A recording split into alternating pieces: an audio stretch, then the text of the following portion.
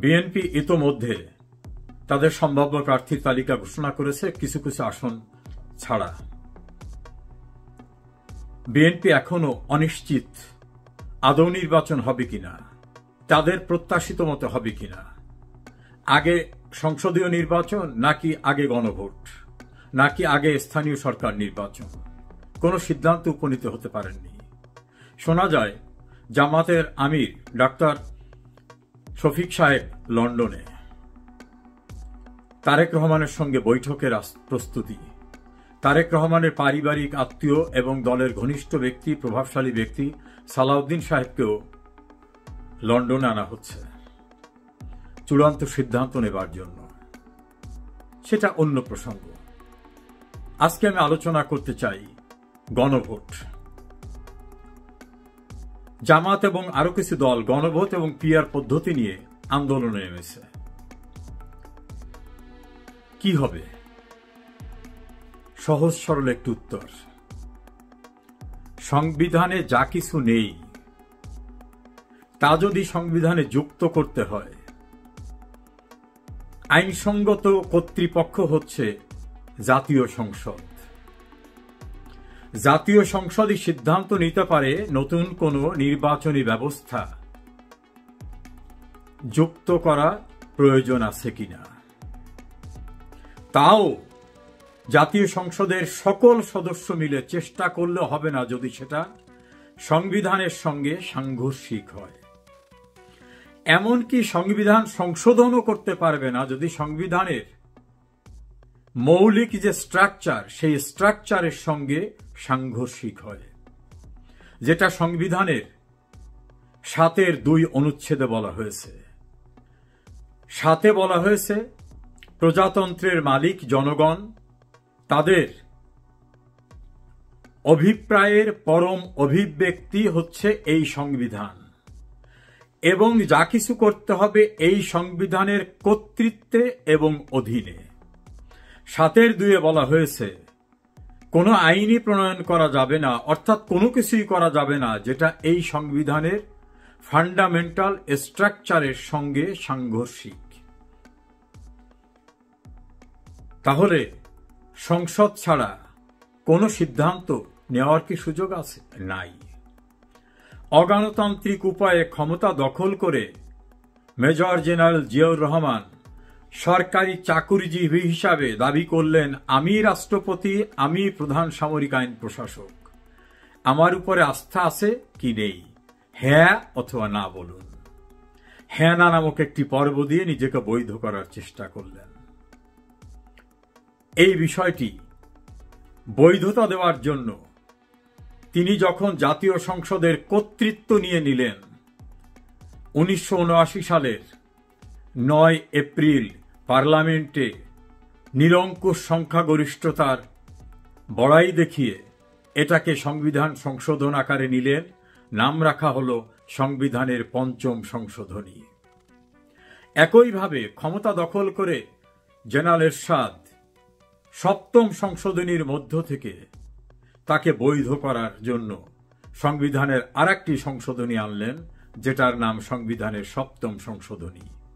এই দুজনই ক্ষমতা দখল করা এবং তার পরিবর্তিতে তাদের কৃতকর্ম তাকে বৈধ ঘোষণা করানো, এটাকে হালাল করাবার জন্য এই দুটি সংবিধান সংশোধন করলেন।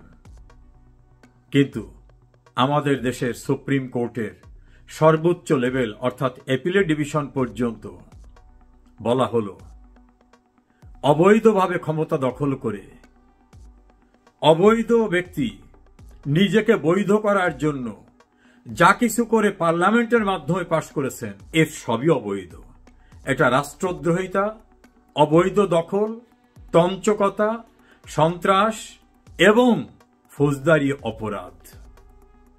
ফলে ওই যে ক্ষমতা দখল করে যা কিছু করেছিলেন, গণভোট সহ অন্যান্য, হ্যাঁ না সবকিছু অবৈধ ঘোষিত হয়ে গেছে এবং সেটা বহাল আছে। এখন যারা গণভোট করতে চান তারা কারা? তারা তো জাতীয় সংসদ না, তারা জনগণের ম্যান্ডেটও পাননি, তারা বিপ্লবীও দাবি করার সুযোগ নাই, কারণ সেই বিপ্লবের কথিত নায়করা সংবিধানকে সংরক্ষণ করার শপথ নিয়েছেন। এই সংবিধানকে প্রোটেক্ট এবং প্রিজার্ভ করার শপথ নিয়েছেন, অর্থাৎ এই সংবিধান মেনে চলবেন। এই সংবিধানে গণভোটের কোনো বিধান নাই। কেউ কেউ বলেন, কেন স্বাধীনতার পর একটা গণভোট হয়েছিল না? মনে রাখবেন, 70-এর নির্বাচনে যারা অংশ নিয়েছিলেন প্রাদেশিক পরিষদে এবং কেন্দ্রীয় পরিষদে, তারা কিন্তু সংবিধান প্রণয়ন করবেন এই ম্যান্ডেট নিয়ে নির্বাচনে দাঁড়িয়েছিলেন। জনগণ সেই ম্যান্ডেটের উপর ভোট দিয়েছিল, অর্থাৎ তাদেরকে জনগণ ক্ষমতা দিয়েছিল। দেশ স্বাধীনের পরে রাষ্ট্রপতির অস্থায়ী সংবিধান অধ্যাদেশ এবং পরবর্তীতে গণপরিষদে সংবিধান প্রণয়ন ও পাশ হয়, অর্থাৎ জনগণের ম্যান্ডেট নিয়ে করা হয়। সেই ম্যান্ডেটের অধীনে চলবেন এই কথা বলে ইউনূস এবং অন্যান্যরা শপথ নিয়েছেন। সেই ম্যান্ডেট যে সংবিধান, সেই সংবিধানে গণভোটের কোনো বিধান নাই। কেউ কেউ বলেন রাষ্ট্রপতি অধ্যাদেশ দেবে। রাষ্ট্রপতির অধ্যাদেশ জারির ক্ষমতা সংবিধানের 93 অনুচ্ছেদে। সেখানেও বলা হয়েছে যে বিধান সংবিধানে নাই, অর্থাৎ সংবিধানে যা নাই সেটা রাষ্ট্রপতি জারি করতে পারবেন না। এখন রাষ্ট্রপতিকে বন্দুকের নল ধরে জোর করে কাগজে সই নিয়ে যদি কিছু জারিও করান, তাও অবৈধ। কেননা রাষ্ট্রপতিও সংবিধানের ঊর্ধ্বে না। এই সংবিধানের ক্রিয়েশন রাষ্ট্রপতি পদ। ফলে রাষ্ট্রপতি, প্রধানমন্ত্রী কোনো কিছু এই সংবিধানের ঊর্ধ্বে না, না প্রধান বিচারপতি। ফলে এই সংবিধান দেশের সর্বোচ্চ আইন, এবং এটাকেই বলা হয়েছে জনগণের অভিপ্রায়ে পরম অভিব্যক্তি হচ্ছে এই সংবিধান, এবং সবকিছু পরিচালিত হবে এই সংবিধানের কর্তৃত্বে এবং অধীনে। এর বাইরে যদি কিছু করা হয় তাহলে সংবিধানের 7-2 অনুচ্ছেদে সেটা অবৈধ এবং বাতিল। ফলে যা ইচ্ছে তাই করতে পারেন ক্ষমতার জোরে। আইনত সাংবিধানিক বিধিবিধানে সম্পূর্ণ অবৈধ। সেটা আপনি গণভোট করেন আর অবৈধ ক্ষমতা দখলদাররা নির্বাচনই করেন, কারণ নির্বাচন অনুষ্ঠান করার আইনসঙ্গত এখতিয়ার এবং অধিকারও আপনাদের নাই। আপনাদের যে পদ পদবি, প্রধান উপদেষ্টা এবং অন্যান্য উপদেষ্টা, এই নামক কোনো শব্দ, এই নামক কোনো পদ আমাদের দেশের সংবিধানে কোথাও নাই। কাজী এই যে ব্যক্তিরা, এই যে কথিত সরকার, আপনারা নিজেরাই সংবিধান বহির্ভূত। আর এসব করার পরিণতি একদিন হবে সংবিধানের 7-ক অনুচ্ছেদে রাষ্ট্রদ্রোহিতার অপরাধ। এই অপরাধ কিন্তু কোনোদিন তামাদি হয় না, অর্থাৎ বহু পুরানো অতএব অপরাধ নাই। অপরাধ কোনোদিন পুরানো হয় না। 100 বছর পরে হলেও অপরাধ অপরাধ, এবং এই অপরাধের বিচার হয়। দেখেন না, প্রথম বিশ্বযুদ্ধের অপরাধীদের বিচার চলছে। বঙ্গবন্ধুর খুনিরা পার্লামেন্টে বিল পাশ করে নিজেরা বলতো আমরা দায় মুক্ত। তাদের সেই দাম্ভিকতা চূর্ণ হতে 36 বছর লাগলেও চূর্ণ কিন্তু হয়ে গেছে। ফলে যাই কিছু অবৈধভাবে করুক না কেন, কোনোটা বৈধ হবে না, এটা মনে রাখবেন। আইনের দৃষ্টিতে এটাই বাস্তবতা। ফলে অবৈধ উপায়ে কোনো কিছু করলো কি করে ফেললো, এটা নিয়ে এত দুশ্চিন্তার কোনো কারণ নাই। এ সব কিছুই উপযুক্ত সময়ে অবৈধ ঘোষিত হবে, এবং এই অবৈধ কাজের সঙ্গে প্রত্যক্ষ পরোক্ষভাবে যারা জড়িত, যারা সমর্থন দেবে, অনুসমর্থন দেবে, তারাও এই অপরাধে অপরাধী হবেন। এর থেকে পরিত্রাণ নেই। আগামী নির্বাচনে 237 আসনের প্রার্থী মনোনয়ন ঘোষণা করবার পর সংবাদ মাধ্যমে বিএনপি সরাসরি বলছে যে 40টি আসনে তাদের শরিকদের জন্য যুগপৎ আন্দোলনে যেসব দলের সঙ্গে তারা এতদিন ছিলেন সেসব দলের প্রার্থীদেরকে ছেড়ে দেওয়ার একটা চিন্তা আছে। তবে এনসিপির সঙ্গে জাতীয় নাগরিক পার্টির সঙ্গে হিসাবটা আলাদা। সংবাদ মাধ্যমের সরাসরি প্রশ্নের জবাবে মির্জা ফখরুল ইসলাম আলমগীর এমন কথাও বলেছেন যে আপনারা দেখেছেন যে জাতীয় নাগরিক পার্টির তরুণ নেতারা নানা সময়ে বিএনপি সম্পর্কে নানা মন্তব্য করেছে, নেতিবাচক মন্তব্য করেছে, আপত্তিকর মন্তব্য করেছে, কিন্তু মির্জা ফখরুল ইসলাম আলমগীর বলছেন আমরা কখনো তাদের সম্পর্কে, বিশেষ করে আমি মির্জা ফখরুল ইসলাম আলমগীর দলের দায়িত্ব নিয়ে বলছেন আমি কখনো তাদের সম্পর্কে কোনো মন্তব্য করিনি, কারণ আমরা চাই এই নেতাদের ভালো হোক, এই নেতারা স্থায়ী আসন পাক রাজনীতিতে।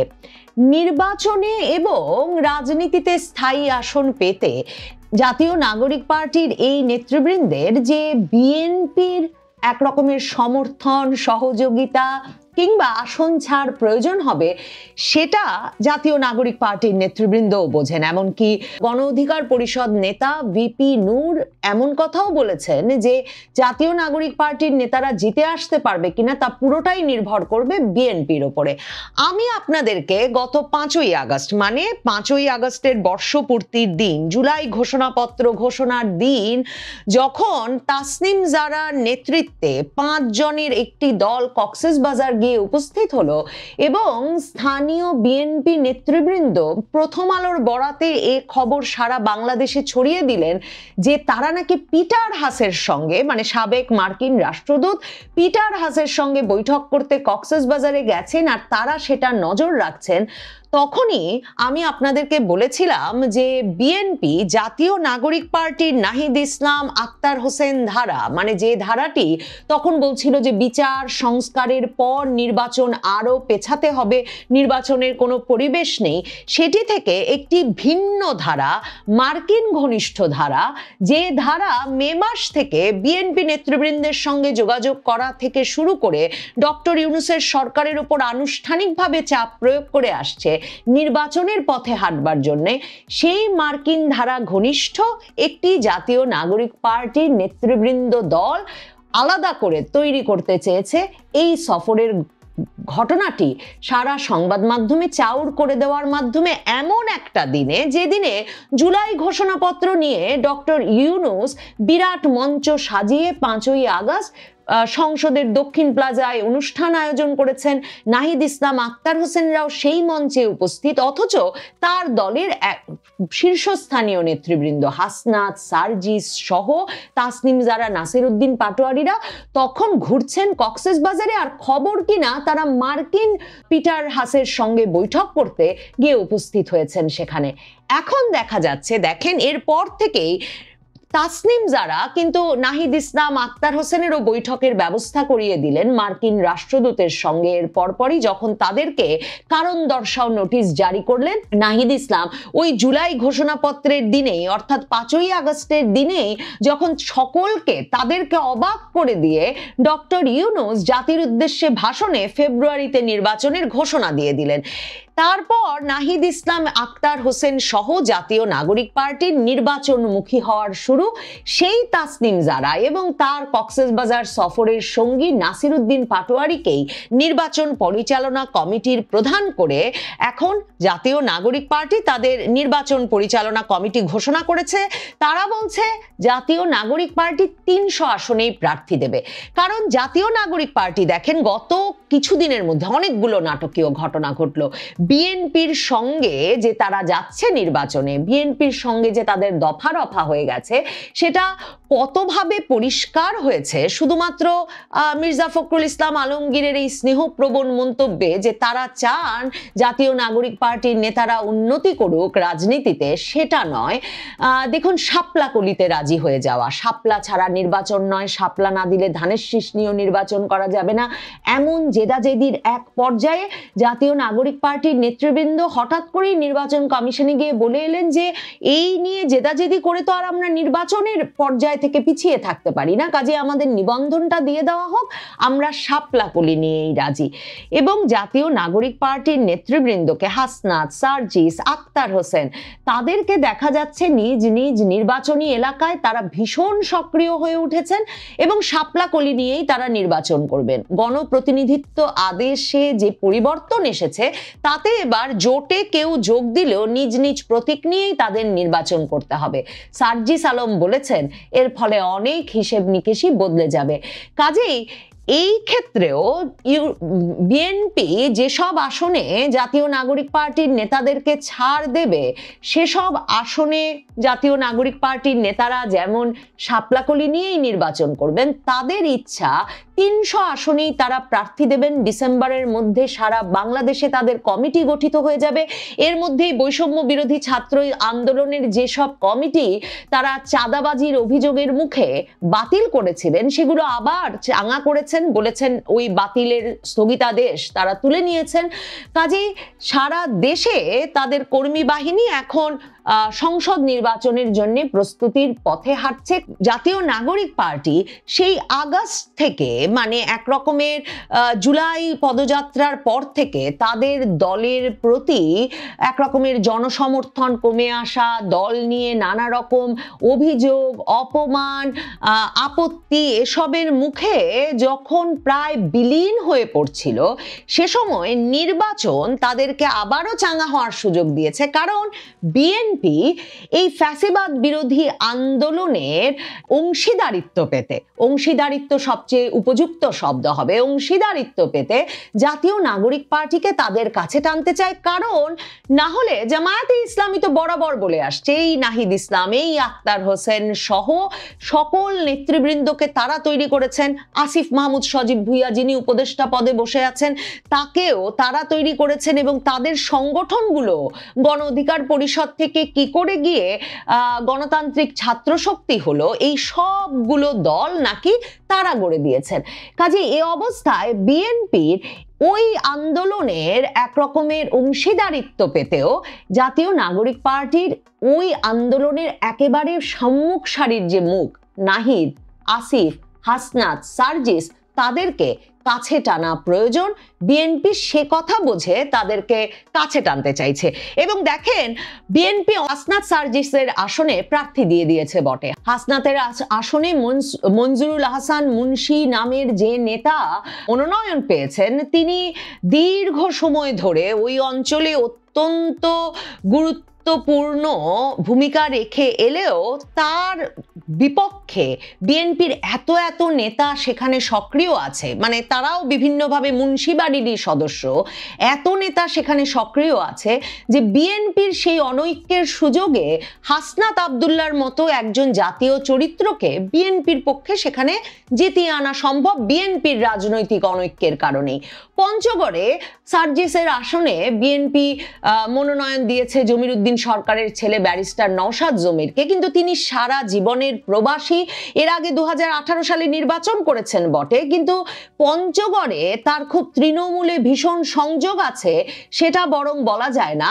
কিন্তু সার্জিস বরং সেই 2024 আগস্টের পর থেকেই কিন্তু গাড়ি বহর নিয়ে, মোটরসাইকেল বহর নিয়ে, হেলিকপ্টার নিয়ে, কম্বল নিয়ে ক্রমাগতভাবে তার এলাকায় নির্বাচনী প্রচারণা চালিয়ে গেছেন এবং বলে এসেছেন যে তিনি ওখানে নির্বাচন করে সংসদ সদস্য হতে চান। আর ঢাকা 9 আসনটা খালি রেখেছে বিএনপি। ঢাকা 9 আসন থেকে নির্বাচন করতে চান তাসনিম জারা। ঢাকা 11 আসনে নাহিদ ইসলাম নির্বাচন করতে চান, সেখানে প্রার্থী ঘোষণা করেছে বিএনপি। কিন্তু বিএনপি তো কথাও বলে রেখেছে যে এই প্রার্থী তালিকাটাই চূড়ান্ত নয়, এবং মির্জা ফখরুল ইসলাম আলমগীর এটাও বলা শুরু করেছেন যে যারা চূড়ান্ত মনোনয়ন থেকে বাদ পড়বেন বা মনোনয়ন পাবেন না, তারা নিশ্চিত থাকতে পারেন যে দল তাদের অবদান স্মরণে রেখে তাদেরকে নির্বাচনের পরেও যথাযথ সম্মান এবং দায়িত্ব দেবে। ঢাকা 12 আসনে নির্বাচন করবেন বলে ঘোষণা করলেন, সংবাদ মাধ্যমকে জানিয়ে দিয়েছেন অন্তর্বর্তীকালীন সরকারের উপদেষ্টা আসিফ মাহমুদ সজীব ভুইয়া। আসিফ মাহমুদ সজীব ভুইয়া আবারও বলেছেন জাতীয় নাগরিক পার্টি থেকেই নির্বাচন করবেন, এর কোনো ঠিক নেই। তার মানে আসিফ মাহমুদ সজীব ভুইয়ার ক্ষেত্রে নির্বাচনটা এমনকি তিনি ধানের শীষ দিয়েও করতে পারেন। তবে সেই ঢাকা 12 তার যে পছন্দের আসন, সেই আসনেও কিন্তু বিএনপি প্রার্থী দিয়েছে। মনে রাখতে হবে, আসিফ মাহমুদ সজীব ভুইয়ারা ঢাকার কোনো স্থানীয় ব্যক্তি নন, তিনিও কুমিল্লার, এবং ঢাকার কোনো স্থানীয় ব্যক্তি নন, ঢাকার অনেকগুলো আসন খালি রেখেছে এখনো বিএনপি শরিকদের জন্য, আর বলেই তো রেখেছে এনসিপির হিসাব আলাদা। কাজেই ঢাকাতে আসিফ মাহমুদ সজীব ভুইয়াকে হয়তো অন্য কোনো আসনেও ধানের শীষ দেওয়া হতে পারে। লক্ষ্মীপুর 1 থেকে নির্বাচন করবেন মাহফুজ আলম। মাহফুজ আলমের বাবা বিএনপির রাজনীতির সঙ্গে জড়িত, সেটা মাহফুজ আলমের ভাই ঘোষণাই করে রেখেছিলেন। সেই লক্ষ্মীপুর 1 আসনটাও কিন্তু বিএনপি খালি রেখেছে।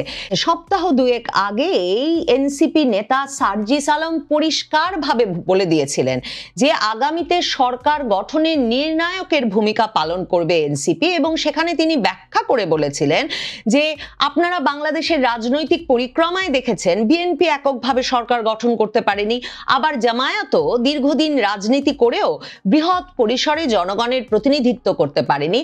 সেক্ষেত্রে এনসিপি বাংলাদেশের রাজনৈতিক পরিক্রমায় গুরুত্বপূর্ণ ভূমিকা রাখবে।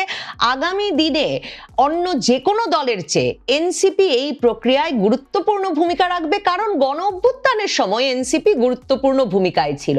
জামায়াতের আমিরও নাকি তাদের সঙ্গে যোগাযোগ করছেন এখনো। জামায়াতে ইসলামীর এখনো আশা ঘরের ছেলেরা ঘরে ফিরবে, এবং জামায়াতের আমির শফিকুর রহমান তিনি বিদেশ সফর শেষে ফিরে স্পষ্টতই সংবাদ মাধ্যমকে বলেছেন যে তারাও একা নির্বাচন করতে চান না এবং বিভিন্ন পক্ষের সঙ্গে আলোচনা করছেন। আবার খালেদা জিয়াকেই কেন বিএনপির নেতৃত্ব নিতে হলো তার নির্বাচনী যাত্রায়, এবং বিএনপির সম্ভাব্য প্রধানমন্ত্রী সংসদ নেত্রী হিসেবে খালেদা জিয়াকেই কেন বিএনপি 3 আসনে মনোনয়ন দেওয়ার মাধ্যমে স্পষ্ট করে তুলল, সেটাও নাসির উদ্দিন পাটোয়ারির কথায় পরিষ্কার হয়। নাসির উদ্দিন পাটোয়ারি বলছেন যে তারেক রহমান দেশে আসছেন শুনে খুশি হলাম, আরো আগেই আসা উচিত ছিল, আমরা একসঙ্গে বসতে চাই।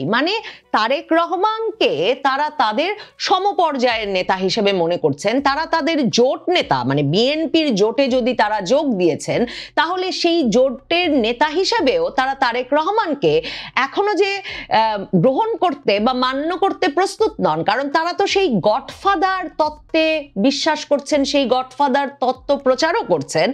তারা বলছেন, নাসির উদ্দিন পাটোয়ারি বলছেন, খালেদা জিয়াই বরং গণতন্ত্রের প্রতীক। এখন বিএনপির গণতন্ত্র একমাত্র ব্যক্তিত্ব বলতে আমরা তাকেই বুঝি। গণ অভ্যুত্থান না হলে তিনিও নির্বাচন করার সুযোগ পেতেন না। নাসির উদ্দিন পাটোয়ারি বলছেন যে এই খালেদা জিয়াও নির্বাচন করার সুযোগ পেতেন না যদি গণ অভ্যুত্থান না হতো। তাই জুলাই অভ্যুত্থানকে তাদের স্বীকৃতি দেওয়া উচিত, এবং তারা বলেছেন এ কারণে জুলাই সনদ আদেশ বাস্তবায়নের যে আদেশের কথা তারা বলছেন সেটা ডক্টর মোহাম্মদ ইউনূসকেই দিতে হবে, এখানে রাষ্ট্রপতির স্বাক্ষরের কোনো সুযোগ নেই। তার বিএনপি যে বলে আসছে যে রাষ্ট্রপতি ব্যতিরেকে সাংবিধানিক আদেশ জারির কোনো এখতিয়ার ডক্টর মোহাম্মদ ইউনূসের কিংবা অন্তর্বর্তী সরকারের নেই, এনসিপির সঙ্গে বোঝাপড়াটা চূড়ান্ত করতে এখন বিএনপিকে সেটা মেনে নিতে হবে। বিএনপিকে জুলাই গণ অভ্যুত্থানের সাংবিধানিক স্বীকৃতির বিষয়টা নিশ্চিত করতে হবে, কারণ এনসিপি মুখের ওপরেই মনে করিয়ে দিচ্ছে জুলাই গণ অভ্যুত্থানটা ছাড়া তারেক রহমানের যেমন দেশে ফেরা হতো না, তেমনি খালেদা জিয়ারও নির্বাচনে অংশগ্রহণ করা হতো না। আপনারা জানেন যে গতকালকে রাজনীতিতে বলা যায় মোটামুটি আলোচনার জন্ম দিয়েছে, আলোচিতই হয়েছে যে বিএনপি 237 আসনে প্রার্থী ঘোষণা করেছেন। এর মধ্যে বিএনপির প্রধান 2 নেতা, বিএনপির চেয়ারপারসন বেগম খালেদা জিয়া, অসুস্থ বেগম খালেদা জিয়া 3টি আসনে নির্বাচন করবেন, এবং বিএনপির ভারপ্রাপ্ত চেয়ারম্যান 1টি আসন বগুড়া 6 আসন থেকে নির্বাচন করবেন। এছাড়া দেশের বিভিন্ন অঞ্চলে প্রার্থী ঘোষণা করা হয়েছে। প্রার্থী ঘোষণার পর থেকে বাংলাদেশের বিভিন্ন অঞ্চলে অস্থিরতাও বিরাজমান, অস্থিরতাও চোখে পড়ছে। বিএনপির অনেক হেভিওয়েট নেতা নির্বাচনে প্রার্থী মনোনয়ন তালিকায় তাদের নাম নেই। বিএনপির সিনিয়র যুগ্ম মহাসচিব রিজভী আহমেদ কিংবা বিএনপির বহুল আলোচিত রুমিন ফারহানা, নাজিমউদ্দিন আলম ইত্যাদি এরকম বেশ কিছু হেভিওয়েট নেতার নির্বাচনের প্রার্থী তালিকায় নাম নেই। আলোচনার খোরাক জুগিয়েছে যথেষ্ট, কিন্তু এখন প্রশ্ন হলো যে বিএনপি প্রার্থী ঘোষণা করলো, এবং জামাতে ইসলামী কিন্তু আরো আগে থেকে বলা যায় প্রস্তুতি কমপ্লিট। গত মে মাসে সর্বশেষ মতো দেখেছিলাম যে জামাতে ইসলামের 289টি আসনে প্রার্থী ঘোষিত হয়েছে, 11টি আসন বাকি এবং 11টি আসনেও তাদের প্রার্থী রেডি আছে। প্রধান দুটি দল বিএনপি এবং জামাত প্রার্থী ঘোষণা করে দিয়ে দিল। তাহলে কি আপনি মনে করছেন যে নির্বাচনটা হয়ে যাচ্ছে? হয়ে যাবে ফেব্রুয়ারিতে। নির্বাচন হতে গেলে আপনার আরো কিছু দেখতে হবে। যেমন আমরা নভেম্বর মাসে ইতিমধ্যেই পড়ে গেছি, নভেম্বরের 4 তারিখ, ঠিক এক মাস পরে ডিসেম্বরের প্রথম দিকেই তফসিল ঘোষণা করতে হবে। যদি ফেব্রুয়ারির প্রথমার্ধে নির্বাচন হতে হয় এবং এক মাস পরে যেহেতু তফসিল ঘোষণা হবে, সেহেতু বিএনপির প্রধান নেতা খালেদা জিয়া তো অসুস্থ, প্রধান নেতা তারেক রহমান আগামী 20 তারিখের মধ্যে যদি দেশে চলে আসেন, তাহলে মনে করবেন যে নির্বাচনটা হয়ে যাচ্ছে। কিন্তু কোনো আলামত দেখছেন? 15 দিন 16 দিন আছে। তারেক রহমান যে আসছেন সহসা, কোনো আলামত চোখে নেই, আলামত চোখে পড়ছে না। নির্বাচন হবে না, যত যাই কথাই বলুন না কেন, দেশে ভিন্ন পরিস্থিতি ঘটতে যাচ্ছে। আওয়ামী লীগ কি চুপচাপ বসে আছে আপনি মনে করছেন? আওয়ামী লীগও ভেতরে ভেতরে প্রস্তুতি নিচ্ছে। আওয়ামী লীগও এটা অন্ততপক্ষে বুঝে গেছে যে তাদের নিজেদেরই পরিস্থিতি ক্রিয়েট করতে হবে। তারা যদি পরিস্থিতি ক্রিয়েট করে, এই বাংলাদেশের জনগণের নাভিশ্বাস উঠে গেছে বর্তমান সরকারের প্রতি, বর্তমান রাজনৈতিক ব্যবস্থার প্রতি, এই জনগণ আওয়ামী লীগকে সমর্থন করবে। বৈশ্বিক সমাজ আওয়ামী লীগকে সমর্থন করবে। গতকালকে আমি একটা শো করেছিলাম, ভারতের বিখ্যাত সাংবাদিক গৌতম লাহাড়ী একটা কথা বলেছেন, বোঝাতে চেয়েছেন এটি যে বাংলাদেশে বিশ্ব কেন সহযোগিতা করবে, বাংলাদেশে কি সেই পরিস্থিতিটা কি তৈরি করা হয়েছে? সারমর্ম এটাই যে তৈরি করার জন্য আওয়ামী লীগকেই ভূমিকা পালন করতে হবে। আওয়ামী লীগ যদি ভূমিকা পালন করতে ব্যর্থ হয়, তাহলে যেন তেনভাবে একটা নির্বাচন হয়েও যাবে, ঠেকাতে পারবেন না। কিন্তু এখন প্রধান দায়িত্ব আওয়ামী লীগের। আওয়ামী লীগ 14 দল জাতীয় পার্টি তাদের। আওয়ামী লীগ অতীতেও কিন্তু ভূমিকা পালন করেছে। 2006 সালে আওয়ামী লীগের ওই পরিস্থিতি ক্রিয়েট করবার কারণে একটা 111 সরকার কিন্তু এসেছিল। আজকে 2006 সাল এবং আজকের পরিস্থিতি একদম একই রকম। 2006 সালেও এই বিএনপি জামাতেরই একটা সাজানো গোছানো তত্ত্বাবধায়ক সরকার ছিল। সেই সাজানো গোছানো তত্ত্বাবধায়ক সরকারের বিরুদ্ধে আওয়ামী লীগ বিদ্রোহ ঘোষণা করে সেটার পরিবর্তন করেছিল। আজকেও যদি আওয়ামী লীগ পরিবর্তন করতে পারে, তাহলে আওয়ামী লীগ শুধু শুরু করতে হবে, অন্য কিছু লাগবে না, শুরু করতে হবে। তাহলে বিশ্ব, বাংলাদেশের জনগণ, এমনকি সেনাবাহিনী, ক্যান্টনমেন্ট, ওয়াকারুজ্জামান তো শেষ কথা নয়, কিংবা স্বাধীনতা বিরোধী শক্তি তো শেষ কথা নয়। স্বাধীনতার পক্ষের, মুক্তিযুদ্ধের পক্ষের একটা বিশাল অংশ আছে, তারাও সহযোগিতা করবে।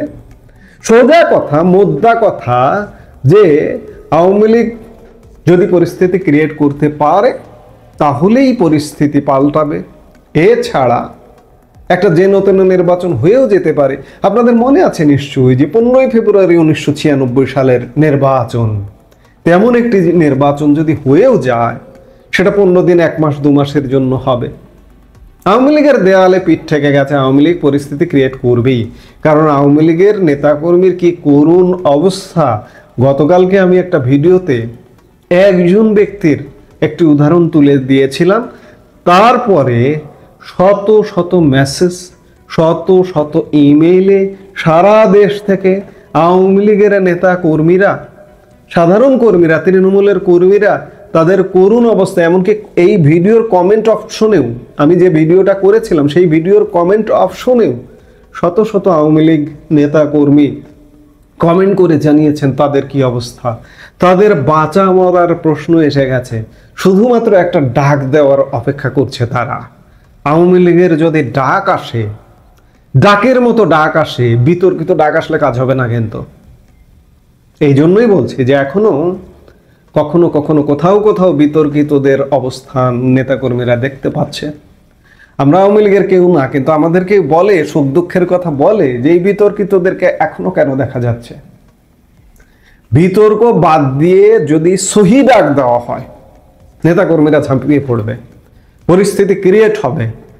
আপনাদের মনে আছে নিশ্চয়ই, নবম জাতীয় সংসদ নির্বাচন প্রাককালে 2006 থেকে 2008 সময়কালে 8-এর 29 ডিসেম্বর ইলেকশন হয়েছিল। 5 বার তফসিল ঘোষণা করতে হয়েছিল। ডিসেম্বরের ফার্স্ট উইকে যদি তফসিল ঘোষিত হয়ও, সেই তফসিলে নির্বাচন হবে না, হবে না, হবে না, কিংবা সেই তফসিল পর্যন্ত যাবে কিনা সেটিও বলা যায় না। আমি বারবার বলি যে এই মুহূর্তে বসে এইভাবে বলা কঠিন যে হচ্ছে, এই সময় হচ্ছে, দিন তারিখ দিয়ে হচ্ছে। দিন তারিখ দিয়ে অনেক কিছু হয় না, যে কোনো সময় পরিস্থিতি পাল্টে যেতে পারে। কাজেই আওয়ামী লীগ পরিস্থিতি ক্রিয়েট করবে এটা নিশ্চিত, কারণ তাদের বাঁচা মরার লড়াই এসে গেছে। আর একদিকে বিএনপি প্রার্থী তালিকা ঘোষণা করলো, জামাত প্রার্থী তালিকা রেডি করে বসে আছে, টাকা পয়সা নিয়ে রেডি আছে, নির্বাচন করবে। লাভ হবে না। আওয়ামী লীগের অংশগ্রহণ ছাড়া নির্বাচন কোনোভাবেই দাবায় রাখা যাবে না। এখন অনেকে ক্ষমতায়, অনেকে মনে করছে যে আমরা যা করব, যেভাবে করব সেটাই হবে। জোর জবরদস্তি করে হয় না, আসলে হবে না, সম্ভব না। আওয়ামী লীগও পারেনি। হ্যাঁ, আওয়ামী লীগ হয়তো 2024-এর 7 জানুয়ারি ইলেকশনটা করেছে, করে কতদিন টেকেছিল? মাত্র কয়েক মাস, 8 মাসের মাথায় 5 আগস্ট কিন্তু পতন হয়ে গেছে। আওয়ামী লীগ 8 মাস টিকেছিল। আওয়ামী লীগের শক্তি সামর্থ্য ছিল।